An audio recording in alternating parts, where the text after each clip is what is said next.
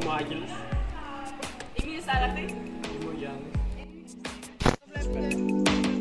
Η μας έχει προϊστορία με το μύθο του Ηρακλή με τον Ερμάθιο Κάπρο. Και μεταγενέστερα είναι γενέτερα πρωθυπουργό. Επίσης ο Δήμος μας φημίζεται τόσο για τα πανέμορφα φυσικά τοπία του,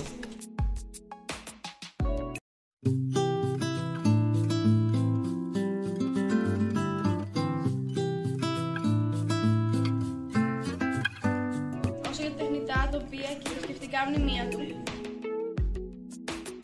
Ο Δήμος Ερημάνθου είναι μια κοινωνία 9.000 πολιτών βασιζόμενη στην αγροτική και κτηνοτροφική καλλιέργεια και παραγωγή.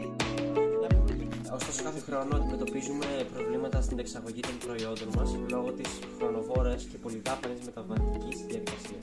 Η Ευρωπαϊκή Ένωση πρέπει να δράσει προς όφελος όλων μας, να στηρίξει τις ελληνικές αγροτικές κοινωνίες με άμεση εξυπηρέτηση, πιο γρήγορη ανταπόκριση προς τη διεξαγωγή του πρωτογενή τομέα της περιοχής.